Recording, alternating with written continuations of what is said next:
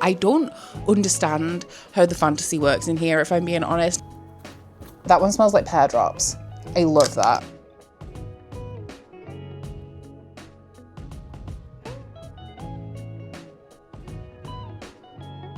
What I do have is a stack of 18 books that I know that I'm not going to be keeping.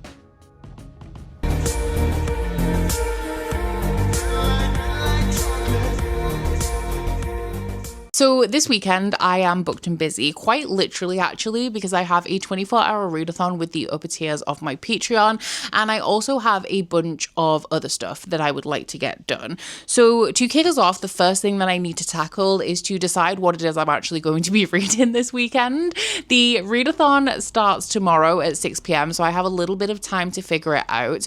But for my Patreon 24-hour readathons, we generate a prompt from one of my Bookopoly boards, and the prompt that we got this time was so specific that I have no idea how I've managed to have 3 books that fit that prompt on my immediate TBR. So how exactly do I decide which one I'm going to read? I mean, the same way that I decide anything, I let somebody else decide. So I'm going to put a poll up on Patreon. But before I did that, I wanted to let you guys know what my options are. So the prompt is from one of these Bookopoly boards, and it is to read a book with a sound word in the title. I do not know how I've managed to find 3 books that fit this prompt, because I remember like when I actually did the Bookopoly month with the board, I didn't have that many options for this prompt. But the first one I have is an arc. 2 of these are arcs that I am a little bit late on, and one is one of my Patreon picks. So the arcs we have are A Stage Set for Villains by Shannon J. Span. This one is a romantasy that a lot of people have been losing their minds over. I've seen so many like 5-star ratings on this one, but all I know about this is that it's like set in a theatre and you can kind of compete and become a performer in the theatre. I don't really understand what's going on here, but I want to find out. I hope I love this as much as everybody else does when I do get to it, if it's not this weekend. And the word that I'm using in this one for a music word is set, as in, you know, like a set list, a music set. The other one of the arcs is Rings of Fate by Melissa de la Cruz. This one is once again a romantasy. This one has been compared to The Princess Bride. I've heard really good things about Melissa de la Cruz as well, actually. And it's following a barmaid who gets wrapped up with a prince and his 2 cursed rings, kind of against her will. She wants nothing to do with men. She doesn't want to be married, and somehow she ends up tangled up in his chaos. And of course, the word for the prompt in this one is rings, like ringing a bell. And then the Patreon pick, this is the last one that I found on my TBR, which is funny because it's the most obvious, and that is Wolf Song by TJ Klune, the word obviously being song. This is the Patreon pick that I'm the most behind on, although to be fair, I only have this and one other one on my immediate TBR. I am consistently reading them, just not in the correct order. So it would be great if I could get to this one as well. This one is following a boy who, I think he has a little bit of a rough start in life, and he's kind of taken in by this family that move in next door or like in his neighborhood, and it follows them, I'm assuming, in different timelines, because it references him getting to know this family, and it also references them leaving and coming back, or at least one member of this family coming back into his life when he's older. I think that this is a family of wolf shifters. I think that there is a queer romance in here between the main character and one of the boys in this family.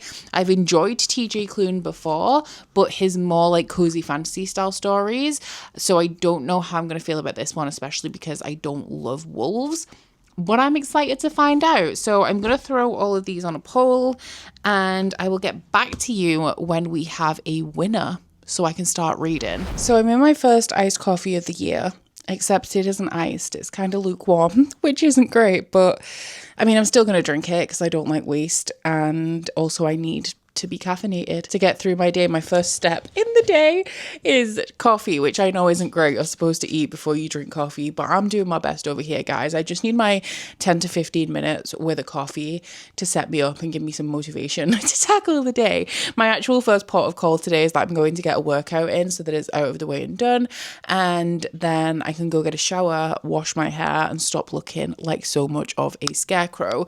But to thoroughly enjoy my coffee, I do of course have to figure out what I'm going to be reading. The readathon only starts at 6, but I was like, you know what? will get a cheeky head start because some of these books are chunky and I ain't a fast reader. I also have some other stuff that I'd like to get on with today, so I'm not going to spend the whole day reading up until those sprints start. So let's have a little look. I'm a little nervous but also excited because I do want to read all of these books. So let's see what we've got. It's very close. It's very close. I'm going to screenshot this here actually because I checked. She wasn't playing with squeaky toys until I started recording. I swear she does this on purpose. I'm very sorry if you guys can hear that. But I actually checked this last night because I thought, oh, should I get a sneaky chapter and should I see what's winning and get a sneaky chapter in bed? And I actually decided to just read a couple of chapters of an ebook that I'm kind of reading alongside instead, which is good because the winner of the poll is not what I thought that it was going to be. By 1%, A Stage Set for Villains by Shannon J. Spann has won the poll. I will say that of the three, this is the one that I've seen the most dramatic reactions about, but I haven't actually seen a ton of in-depth reviews on it yet because it's still a pretty new release. So I'm really intrigued to see why people are reacting to this the way that they are. This one, as I said, is a romantasy. It's set in a theatre. I think there's a competition element to it where people are trying to kill the players who are like the godlike performers that take part in the performance. I don't understand how the fantasy works in here, if I'm being honest. I'm very, very intrigued about that because it seems like we have like a Caraval element to it, but also a little bit different.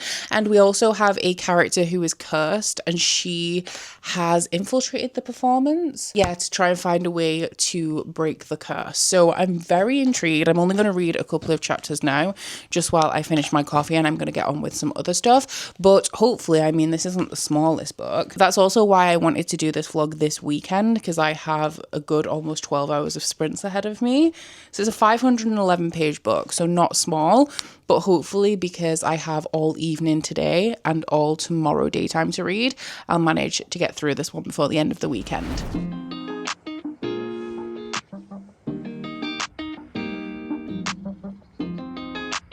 Carly! Hello, pigs! Settling in, settling down. Falling in love, not falling out. Want me to throw it? Each of us both done in the crown. A king and a queen royally bound.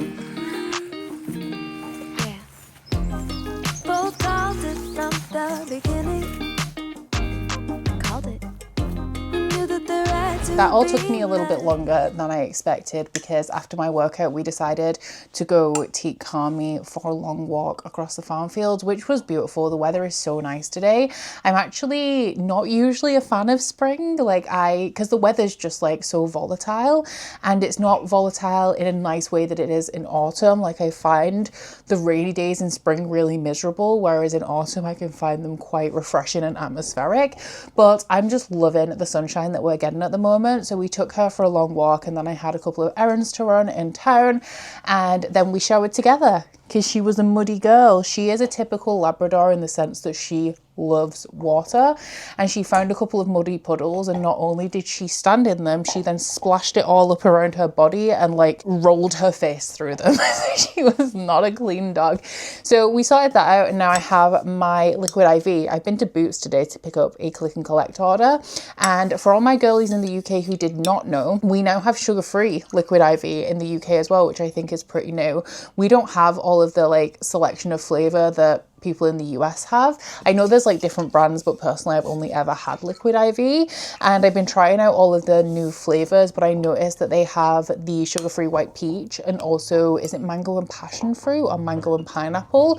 So I'm gonna get some of those to try, but I've actually just ordered a brand new full box of liquid IV for when I go to South Korea, because I pretty much drink one every day. So I'll wait until I run down a little bit, but I thought I would let you guys know because I love trying flavors of everything. Like, I want to sample all of the things. So if you are looking to restock your liquid IV, maybe give one of those flavors a try. Absolutely not sponsored, but would be really helpful for me if it was, with the amount that I drink these days. I just started opening this without even telling you guys what we have here. I have just received my March rep package from Luna Bookish Flames Candles. It came in the post today, so I thought that I would open it with you guys. Luna Bookish Flames Candles are a UK-based soy wax wood wick candle company. I'm pretty sure that this is their new Pen Coal collection. Still have not read Pen Coal, but I've heard really good things about the, I don't know what the series is called, but is it Everflame? Book 1 is called Spark of the Everflame, right? I've heard really good things about that book and that series, so I do definitely want to get into it. I just have not managed to yet. All of these candles are officially licensed, and if you would like to place an order for yourself, then I do have a discount code for you guys. My code is Becca15, and that will get you 15% off your entire order from Luna Bookish Flames. I'm pretty sure as well, because we had that big issue last year with the Sarah J. Maas licensing for small businesses, where it was being retracted because she'd partnered with some like big companies that are going to just like mass produce stuff for the fandom, and a lot of small businesses lost their licenses for Sarah J. Maas candles throughout that. I'm pretty sure that Luna Bookish Flames got theirs extended, but it is going to expire very soon. So if you do want to shop their Sarah J. Maas candles, then this is your final opportunity to do so as well. But for the Pen Coal collection, what am I burning today? I think it's one of the Stranger Things candles. I think it's one of the Eddie ones, but let's see what's new. If I know I'm going to read a series as well, I like to keep hold of the candles so I can burn them at an appropriate time. Do you want this? There you go. Wow. I don't know who any of these characters are, so I do apologize, but this one is Luther Corp. I don't know how to pronounce that. But these scent is lemon, lime, mint, cognac, jasmine, iris wood, clove, vetiver, oak, incense, tobacco, musk, and leather. So masculine but citrusy. Oh, definitely masculine. This one smells very much like an expensive aftershave. Very nice. I love a mandel. This one is another one of the small candle tins. There you go. I'm gonna have to clean this up when we're done, so I haven't really thought this through. This one is Tella Bellator, and the scent is vanilla, pear, rum, ylang ylang, bubblegum, jelly bean, caramel, tonka, and sugared musk. So sweet. Oh yeah, this is a really nice one. It's like a perfumey sweet. I feel like I recognize it as well. I really like that one. We then have, oh, we've got 2 wax melts in here. That's nice. Before that though, we have 2 of the larger candle tins. 1 second. Sit. Yes, there you go. This one is Lillian Corbois. I want to go French and say like Corbois, but I don't think that's right, and that sounded terrible. I'm so sorry if you are French.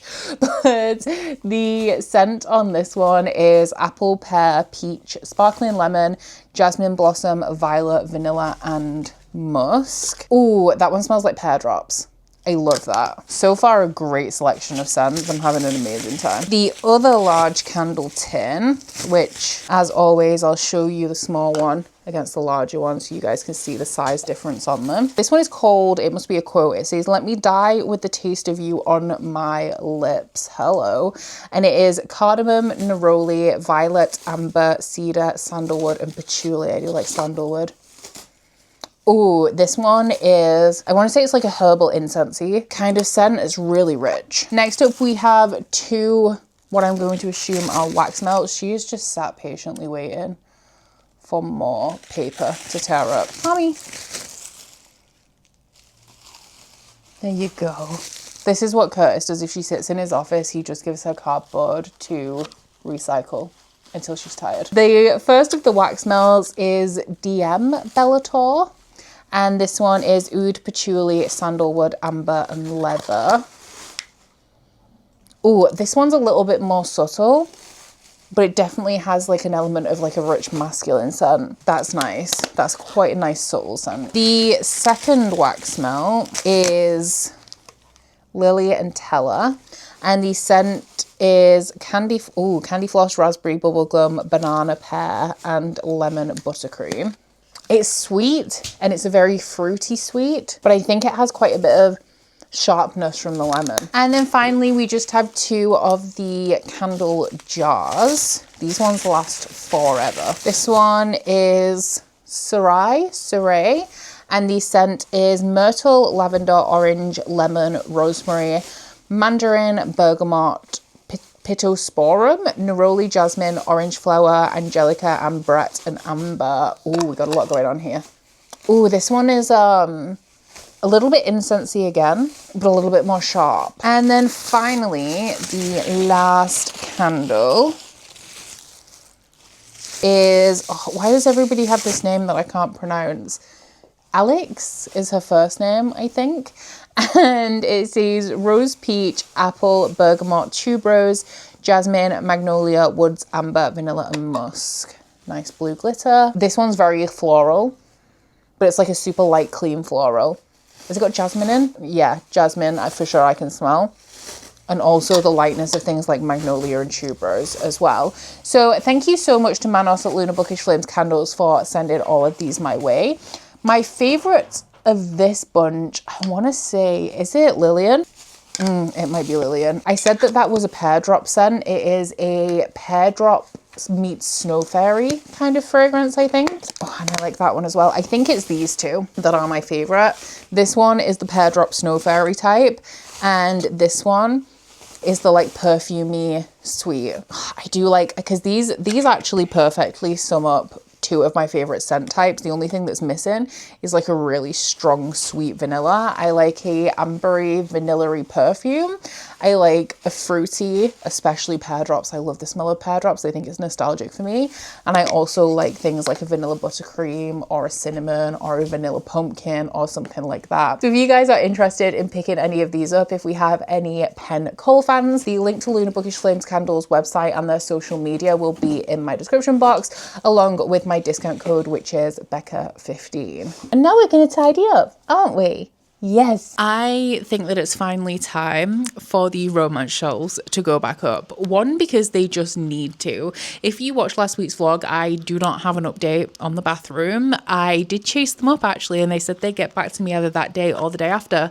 And that was now 4 days ago. So I'm done waiting on them to start off with. But the more important reason why they need to go up is because it's now like 9 days until we go away, which means that I need to get my case out. I'm one of those people who starts packing about a week before, and as things are coming out of the wash that I know that I need to take with me, I put them in my case to make sure that I'm not going to wear them again and they need washing again. So I really, really need this space on my bedroom floor because that is where we put the cases. So I'm gonna go get my cloth so I can clean the shelves over, and then I'm going to try and get all of the books back on them because we have done a little bit of a reshuffle. I went to a Penguin Evermore event in February and brought back quite a few romance arcs, but also just some general books, and I've kind of put them with the romance books to go back on the shelves, but they're not guaranteed to fit. So we'll see how that works out. I'm actually dreading it because getting books onto those shelves is a game of Tetris at the best of times. Do what we gotta do to stay winning. Fussing the fights will keep and trust. And you make me wanna say, I love you better today than yesterday. Every day is gonna play out the same. Better today than yesterday. Every day is gonna play out the same. It's gonna play out the same. Growing as one, not growing apart. Say what we mean, say it from the heart. From the heart. Wrinkles and grays, don't be alarmed, because you're safe with me. The beautiful signs of our story so far, so far. Both called it from the beginning. We called it. We knew that there had to be an us. Knew that there had to be an us. Do what we gotta do to stay winning. Fights and fights will keep trust. And you make me wanna say, I love you better today than yesterday. And every day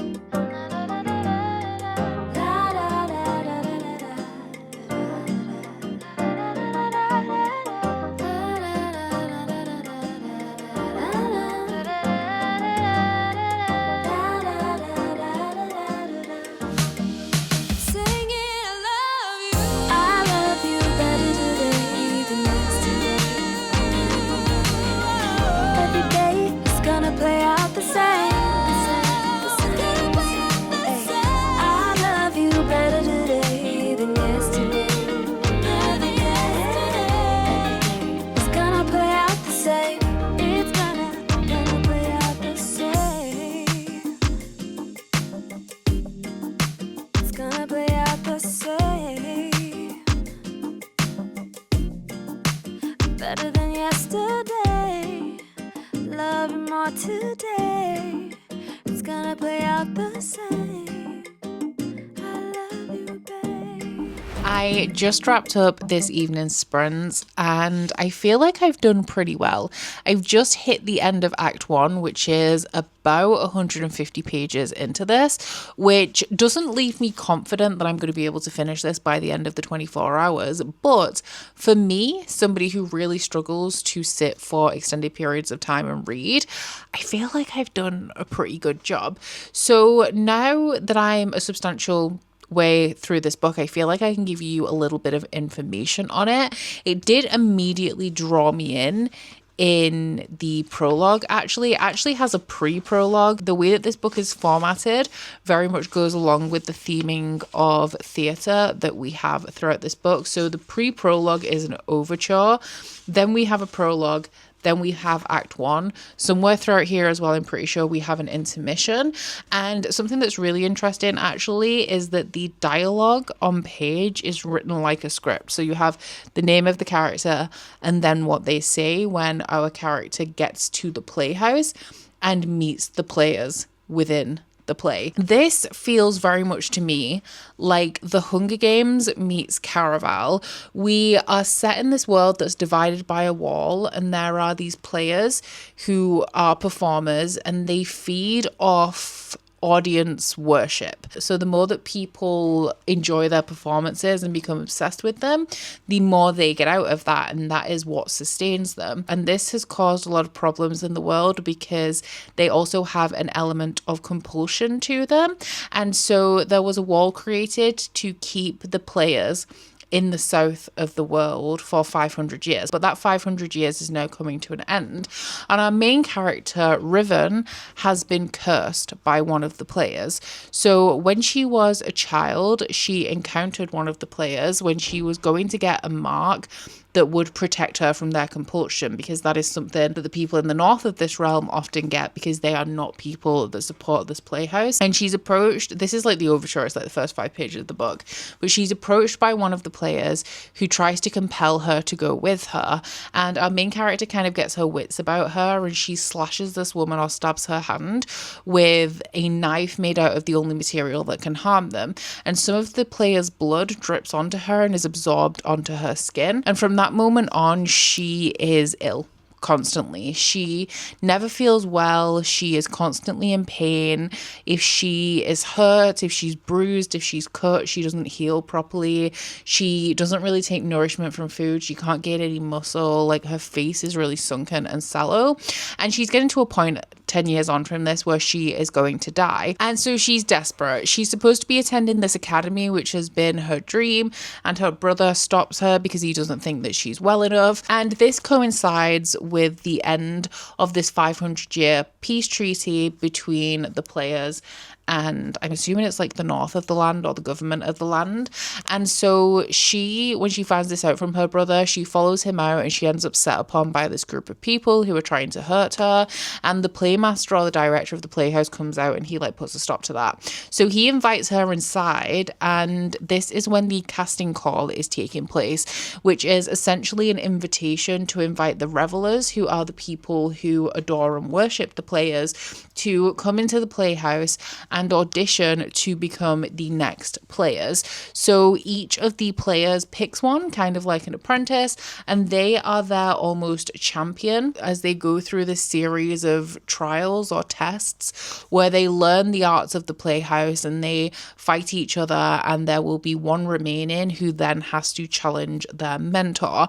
Now, our main character enters the playhouse with a different idea in mind. She realizes when she's there that there is potential that this magical book that is kept within the playhouse that the director has will have the information that she needs to cure herself, because she has scored all of the texts that she can get her hands on and she cannot find any clue as to what's wrong with her or how she's going to be able to fix it. But because her problem originates from the playhouse, she thinks that maybe the answers can be found within the playhouse as well. So that is why she enters, but she very quickly meets a player who, not on a whim, whim. It seems to be a little bit more calculated on his part, but very unexpectedly, he declares her as his participant in the casting call, which she is much displeased about, but she kind of makes a bargain with him that if she does what he wants, because he doesn't want her to participate in this series of trials in the traditional way, then he will find a way to heal her, which means that she will be able to go home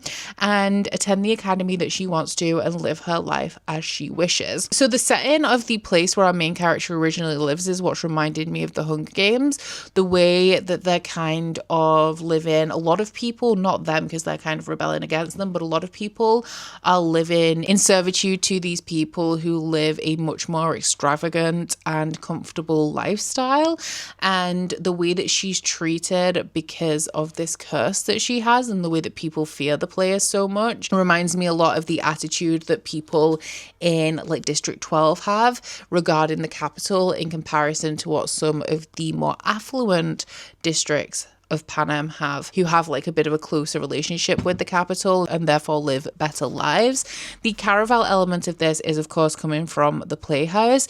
It very much indulgently leans in to the opulence, the velvet, the looks of traditional like old school theatres, which I'm really enjoying. I also really like the dynamic between our main character of Riven and the player that has chosen her. He reminds me of, and I always fall back on this character archetype, but he's a little bit of a Nikolai kind of guy, you know. He's very charismatic, he's used to people adoring him, he's very vain, he takes a lot of care in his appearance, and he's always complaining if people are trying to threaten his wardrobe as opposed to threatening him. I also feel like he's very nonchalant, but he shows a lot of exasperation when he has to deal with our main character, who is a little bit of a scrapper. She's feisty. We have touched upon multiple times throughout this so far that she seems to have anger issues, so I'm wondering if that's going to come into play as like part of whatever it is that's afflicting her, because she's very snappy, she's very violent, she does not hesitate to throw knives. She knows that the way to survive around these players is to compliment them and flatter them, yet she keeps swearing at them and threatening them. And I'm really enjoying kind of like the humor that we get from their dynamic, where he is constantly trying to stop her from getting herself killed and she can't seem to control her temper.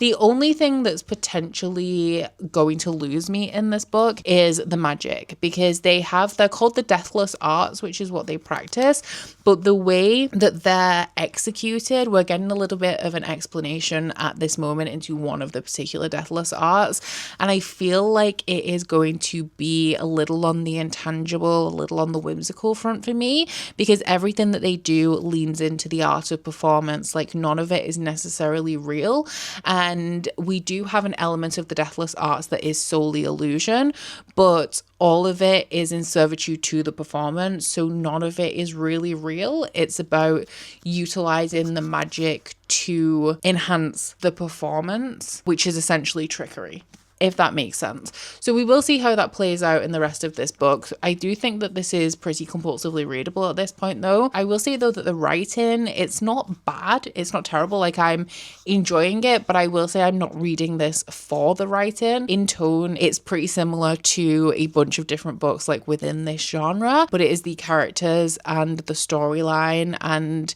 more the world building of how this playhouse exists and what's kind of going on there that is keeping me hooked in the story right now. Good morning, guys. I have pretty much just got myself ready for the day. I've been awake for about an hour and I haven't even had my coffee yet, which I know I said yesterday is usually my first port of call, which it absolutely is, but I just woke up feeling a little bit overwhelmed. Oops. And it's taken me a hot second to kind of like calm myself down a little bit, but now it is time for my coffee. I am starting, of course, with my collagen powder, which by the way, I do have an affiliate code for this now. I've been using this particular collagen for I think about 2 months now, and I think I'm getting on really well with it. The thing that I actually really like about this one is that you don't need as big a dose or as big a, what's it called, like a serving, as some of the other collagen brands that I've tried, and they actually have a mix of collagen sources in here.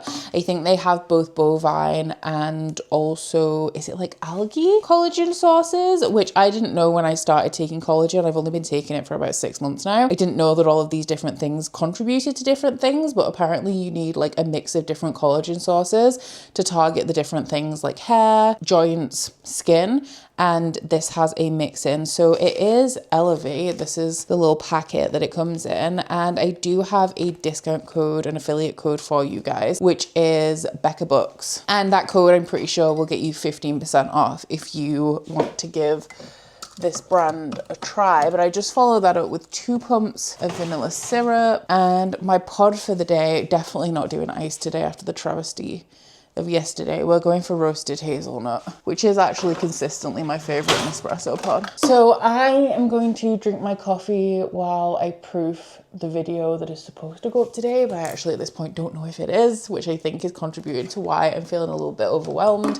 And then I will get back to my book. I'm actually really excited to continue. Like I said, I'd heard good things about this, but that doesn't always mean that the hype's going to hit for me. And I wouldn't say I'm feeling hyped about it right now, but I am a little bit more invested in it than I initially anticipated I would be. I do not currently have any space in my upload schedule to post an unhaul video until May or June, but I think I currently have it penciled in for June. But what I do have is a stack of 18 books that I know that I'm not going to be keeping, that are just kind of taking up space in the corner. So I very much would like to get them listed on Vinted, see if I can post some of them out this week. So I thought I would show you guys what they are in place of a traditional unhaul video. I'm sure by the time we get to June, I'll have amassed another big stack to be able to make a full video. But these are kind of just bits that I've collected since my last unhaul, which I think was either in November or December. Some of these you will have seen before, and a couple of them are just random things that I've decided to pull off my shelves. But the ones you will have seen the most recently are from my reaction video to last year's pile of self-destructing books, which I'm pretty sure is the video that went up on my channel just before this one, if you have missed it. If you don't want to be spoiled and you want to catch up, now is the time to go and do that. But the 5 books that I am unhauling because of that project are The Phoenix Keeper by S.A. McLean, Until We Shatter by Kate Dillon. These are all the ones from that list that I didn't manage to get to. Lady Hotspur by Tessa Gratton, which is the only one that I'm really sad about.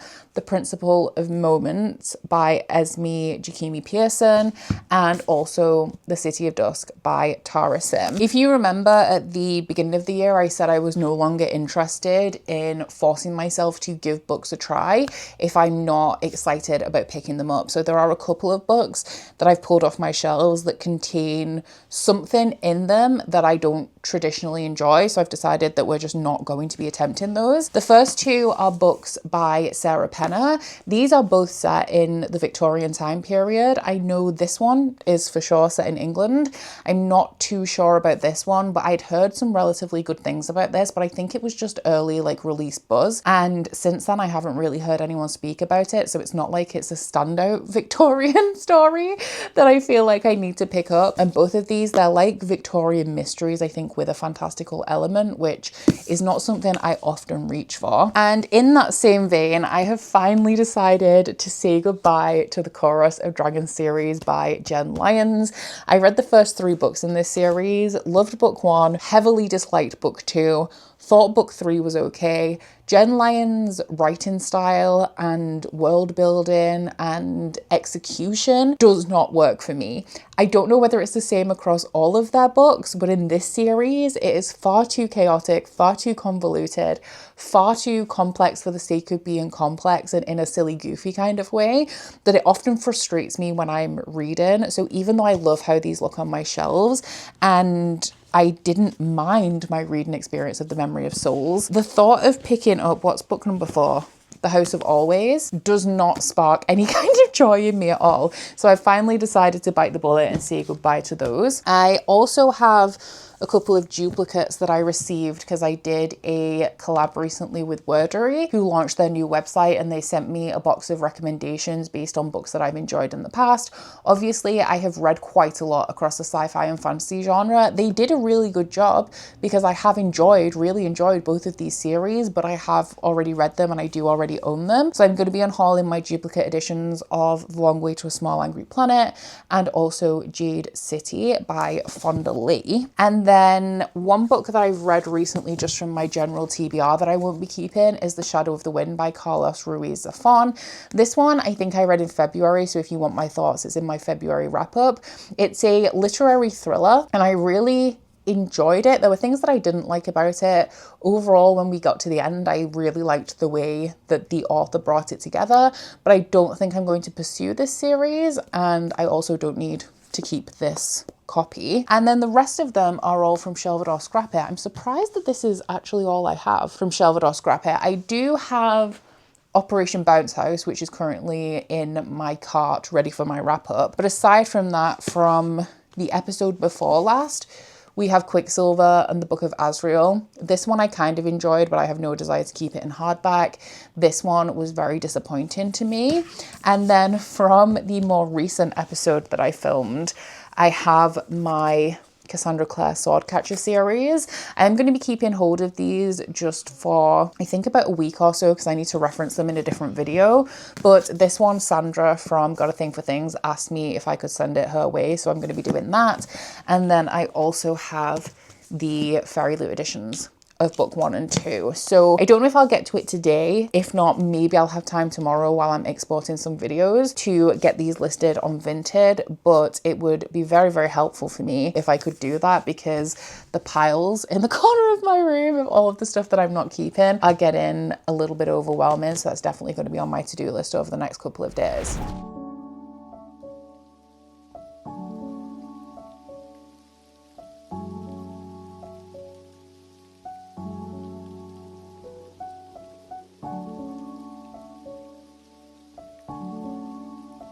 So there is 30 minutes left of the readathon, and I guess I'm not quite going to finish this before 6 p.m. I have made quite a dent in it though this afternoon. I'm on page like around the 350 page mark. I've just finished the intermission and I'm going into Act 3. And you know what? I'm still really enjoying this one. I'm not sure if this is going to be a book that sticks with me, but I have recently discovered today, in fact, that this is a standalone. I just automatically assumed that it was going to be the first book in a series. And so now I'm a little bit more optimistic about how this is going to end, because obviously if you're going into something that's like a romantasy trilogy, you know if the love interest is threatened 100 pages before the end of book 1 that absolutely nothing is going to happen to him and he's going to be just fine because it's a trilogy. Whereas if it's a standalone, maybe we're not going to pull our punches. No, I don't know.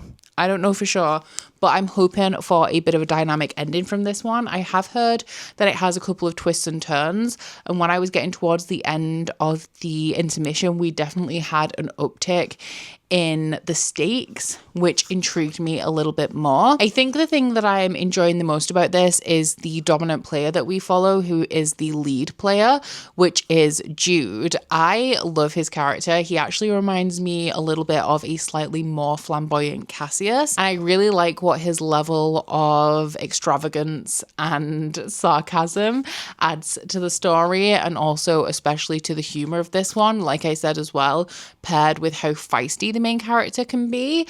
I will say though, the main character herself has been annoying me a little. Where I'm at in the story now, because we've just had something that has quite drastically changed matters, I feel like she's really going to step into her power and become a little bit more confident and resolute, which is definitely what I'm hoping for from her. But throughout the first like 250 pages of this, considering she lives in such a dangerous world, and I know that she has anger issues, but considering she lives in such a dangerous world, she does not do anything to help herself. Like whenever she's in a tricky situation, she is always doing or saying the wrong thing. And she's contrary on purpose as well. Like if somebody tells her not to do or not to say something, she will do or say that thing just because someone's told her not to, and completely disregard whether the situation that she's in is potentially going to turn unsafe if she does do or say the thing that she's not supposed to. And it's turned out badly for her so many times that I do find her a little bit frustrating to follow from time to time. And I definitely feel like the love interest of Jude is the more dynamic of our two lead characters. I do also think that this was slightly missold at the point that I'm at, and I have made this mistake before when I read, is it Blackthorn by J.T. Geisinger, because the beginning of this says that a stage set for villains is an atmospheric dark fantasy set in the brilliant and brutal world of Theatron. And when I read Blackthorn, I spoke a little bit too soon, and the end of that was very, very dark, and all of the content warnings were warranted. But I think this book, in the scope of the fantasy genre, well, everything isn't all sunshines and rainbows all the time. I wouldn't necessarily call this dark. In fact, I wouldn't really describe this as being dark at all. I think in the scope of the fantasy genre, it is quite tame.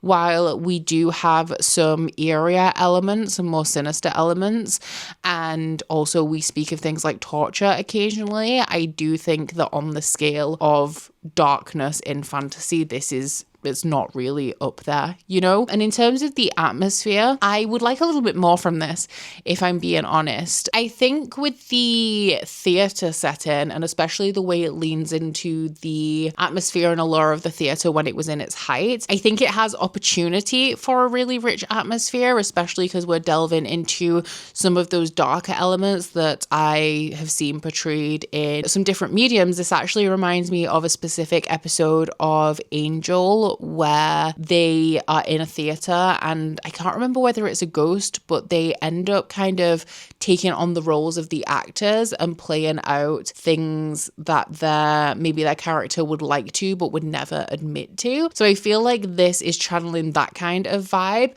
but I do feel like in terms of atmosphere within the writing, it could be a little bit more rich. It could be a little bit more picturesque. I think that some of these eerier, more sinister elements could be brought to life a little bit more. But overall, like, I am still really enjoying it. It's definitely holding my interest. I'm just not sure whether this will stick with me past the final page. So my plan for right now is to read for 20 minutes, see how far we'll get, not as far as I would like to. I do have a catch-up book club live show. I've got 2 hours between live shows, and then I have the catch-up book club live show for The Shadow of the Gods. And then I guess I'm going to try and knuckle down and finish this. I am not optimistic because, I mean, when I get tired, I'm not the best reader, but I did want this done this weekend, so I'm going to do my best. I'm going to do it for you guys.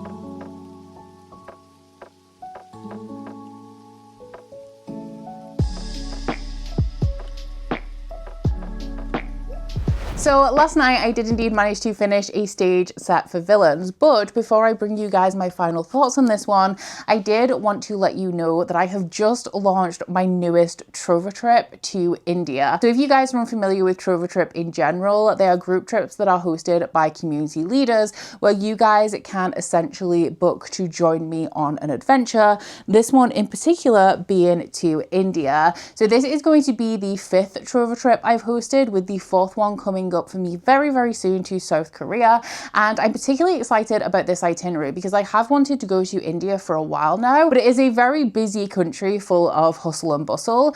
And that, I'm not gonna lie, feels a little bit overwhelming to me sometimes, but this itinerary is the best of both worlds because it's essentially a safari itinerary. So we start off with 1 or 2 days in Delhi. We then have a morning and afternoon safari drive. The day after that is a river safari. After that, there's a bird watching one, and then we round it out with the Taj Mahal at sunset and then heading back to Delhi. With Trover trips, you also get a bunch of other stuff included, like all of your accommodation is included in the price. You also have some of the food included. It tends to be all breakfasts, at least 2 dinners and some lunches, but this itinerary, because it is more safari oriented, does have a lot more food included than Trover trips typically do.